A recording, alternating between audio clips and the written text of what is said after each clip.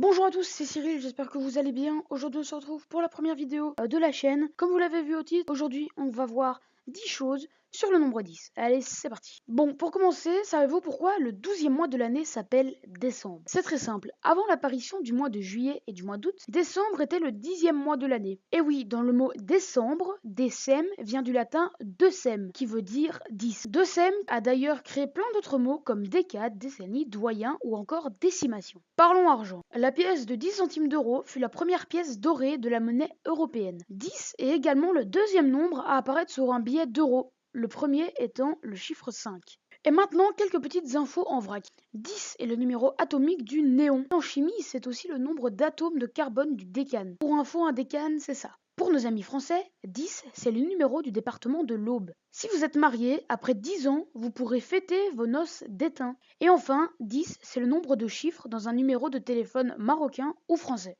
Faisons à présent un petit tour chez nos amis les Anglais. Si un jour un Anglais vous dit « j'ai conduit à 10 dixièmes pour être à l'heure », cela veut dire qu'il a roulé le plus vite possible. Vos parents vous ont sûrement déjà dit « tourne cette fois ta langue dans ta bouche avant de parler ». Oui? Eh bien, en Grande-Bretagne, on compte de 1 à 10 avant de parler, quand on est énervé par exemple. Et pour finir, 10, c'est le numéro de la maison du Premier ministre anglais sur Downing Street. Et maintenant, le sujet qu'on adore tous, les maths. Mais ne vous inquiétez pas, ça va être très rapide. 10, ce n'est pas un chiffre. Mais non, en effet, c'est un nombre. Les chiffres, c'est de 0 à 9. 10 est donc un nombre composé de 1 et 0. Après, peut-être que vous le saviez déjà.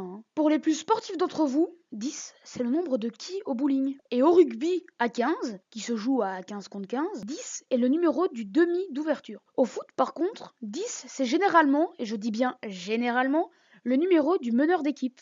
À présent, un peu d'étymologie. 10 vient du latin decem. On l'a déjà dit avant, ça veut dire 10. Il donne ensuite 10 avec un S en ancien français. Et si en français actuel, on écrit 10 avec un X, c'est grâce à l'apparition du chiffre 6.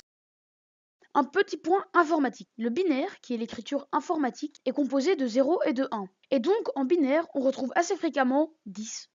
10 en chiffre romain s'écrit X. Voilà, c'est tout. En japonais et en chinois, 10 s'écrit comme le signe plus, mais en plus grand.